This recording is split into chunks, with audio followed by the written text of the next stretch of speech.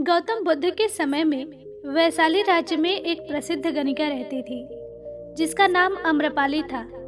वह बहुत ही सुंदर थी और उसे नगरवधु घोषित किया गया था।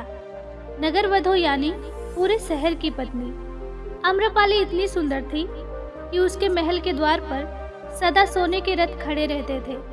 यहाँ तक कि महान राजाओं को भी उससे मिलने के लिए इंतजार करना पड़ता था। वह केवल एक वेश्या थी, लेकिन वह इतनी अमीर थी कि वह एक राज्य खरीद सकती थी। आम्रपाली का शरीर जितना सुंदर था, उससे कहीं अधिक सुंदर उसकी आत्मा थी, जो सच्चे प्यार के लिए तरसती थी। क्योंकि आम्रपाली खुद से वेश्या नहीं बनी थी, उसे जबरदस्ती राजा के द्वारा बनाया गया था। आम्रपाली अपने ग्राहकों को बहुत प्रेम करने का दिखावा करती थी, क्योंकि उसे इसके लिए भुगतान किया जाता था। लेकिन अंदर से वह उनसे बहुत नफरत करती थी, क्योंकि वह सभी उसका इस्तेमाल एक भोग की वस्तु के रूप में करते थे, एक इंसान के रूप में उसका सम्मान नहीं करते थे।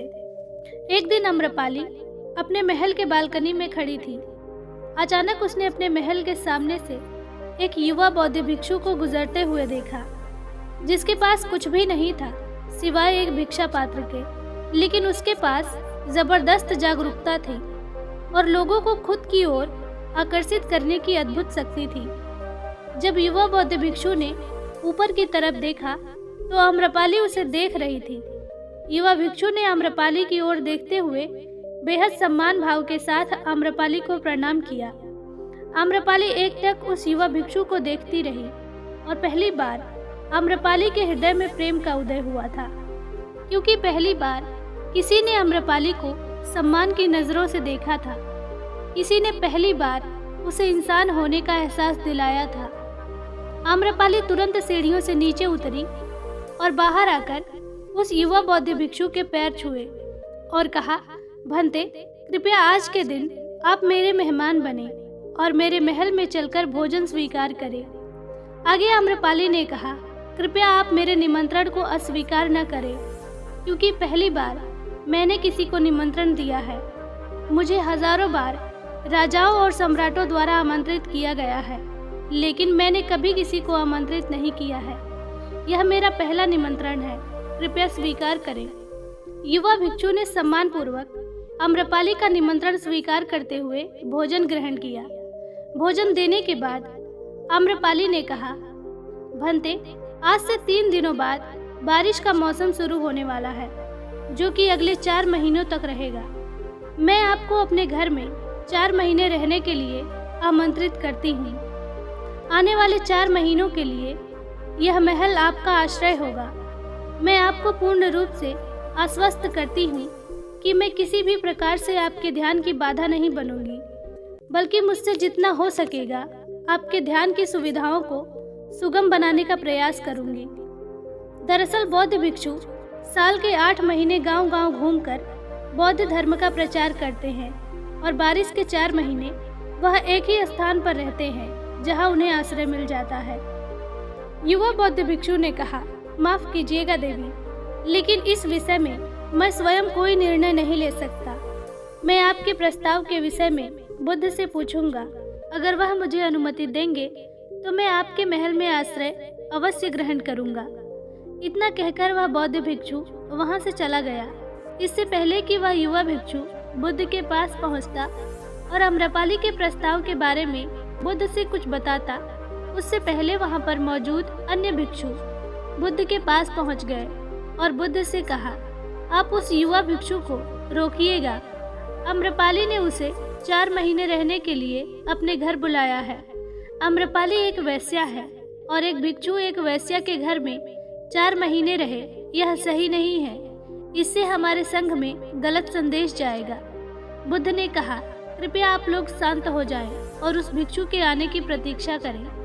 थोड़ी देर बाद वह युवा भिक्षु बुद्ध के पास आया, बुद्ध के पैर छुए और उन्हें पूरी कहानी सुनाते हुए कहा, बुद्ध, नगर की एक आम्रपाली नाम की महिला ने मुझे बारिश के 4 महीने अपने घर पर रहने के लिए आमंत्रित किया है। मैंने उसके निमंत्रण का अभी कोई जवाब नहीं दिया। मैंने उससे कहा है कि अगर आप मुझे उसके घर रहने की आज्ञा देंगे तभी मैं उसके घर पर रहने के लिए जाऊंगा। अतः बुद्ध, आप जो कहेंगे मैं वही करूँगा। उस युवा भिक्षु ने आम्रपाली के विषय में वैश्या शब्द का प्रयोग न करते हुए केवल महिला शब्द का प्रयोग किया। बुद्ध ने उस युवा भिक्षु की आंखों में देखा और कहा, तुम रह सकते हो। तभी अचानक बूढ़ा भिक्षु खड़ा हुआ और बोला कि बुद्ध, यह सही नहीं है। यह युवा भिक्षु एक सच्चाई छुपा रहा है। इसका कहना है कि आम्रपाली नाम की महिला ने अपने घर पे रहने के लिए आमंत्रित किया है, लेकिन वह केवल एक महिला ही नहीं बल्कि एक वैश्या भी है। बुद्ध ने कहा, मैं जानता हूँ, और क्योंकि उसने वैश्या शब्द का प्रयोग नहीं किया है, इसका अर्थ है उसके मन में उसके लिए सम्मान का भाव है। इसलिए मैं इसे वहाँ जाने की अनुमति दे रहा हूँ। वहाँ पर मौजूद हजारों भिक्षुओं को विश्वास नहीं हो रहा था कि बुद्ध ने एक युवा भिक्षु को एक वैश्या के घर में रहने की अनुमति दे दी है। अगले 3 दिनों के बाद वह युवा भिक्षु आम्रपाली के घर रहने के लिए चला गया। उसके जाते ही वहाँ पर उपस्थित अन्य भिक्षु उसके विषय में तरह तरह की बातें बनाने लगे। बुद्ध ने सभी को शांत करते हुए कहा, मुझे मेरे भिक्षु पर पूर्ण विश्वास है। मैंने उसकी आंखों में देखा है कि उसके भीतर तनिक भी भोग की इच्छा नहीं थी।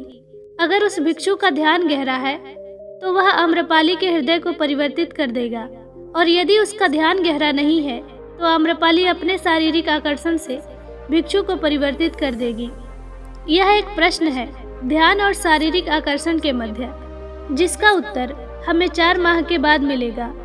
बुद्ध की बात सुनकर वहां उपस्थित भिक्षुओं ने कहा कि बुद्ध, उस युवा भिक्षु पर बहुत अधिक भरोसा करके आप अनावश्यक जोखिम उठा रहे हैं। वह भिक्षु युवा है और आम्रपाली बहुत सुंदर है। समय प्रारंभ हुआ, वर्षा ऋतु गई, 4 माह बीते और वह युवा भिक्षु वापस बुद्ध के पास आया। उसने बुद्ध के पैर छुए और उस युवा भिक्षु के पीछे आम्रपाली भी आई। उस युवा भिक्षु ने बुद्ध से परिचय कराते हुए कहा, बुद्ध, यह आम्रपाली है। यह आपसे दीक्षित होना चाहती है। यह एक अनोखी महिला है। यह न केवल सुंदर है बल्कि इनकी आत्मा भी उतनी ही शुद्ध है जितनी आप कल्पना कर सकते हैं। आम्रपाली ने बुद्ध के पैर छुए और कहा, तथागत, मैं पहली बार देखने भर से इस युवा भिक्षु से प्रेम करने लगी थी। इसलिए मैंने इस युवा भिक्षु को अपने सौंदर्य से कई बार आकर्षित करने का प्रयास किया, लेकिन मैं पूर्ण रूप से असफल रही। इसके बजाय इस युवा भिक्षु ने मुझे ध्यान के प्रति जागरूक किया और यह एहसास कराया कि वास्तविक जीवन भोग नहीं बल्कि ध्यान है। इसलिए बुद्ध, मैं अपनी सारी संपत्ति आपके भिक्षुओं को दान में देना चाहती हूँ और शेष जीवन ध्यान में बिताना चाहती हूँ। इसके बाद आम्रपाली बुद्ध के शिष्यों में पहली महिला हुई जिसे आत्मज्ञान की प्राप्ति हुई।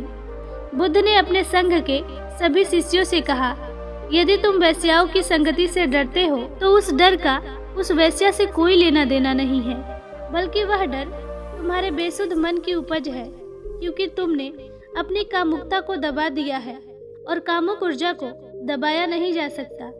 इसे केवल रूपांतरित किया जा सकता है। दोस्तों, आपने इस वीडियो से क्या सीखा कमेंट करके ज़रूर बताएं।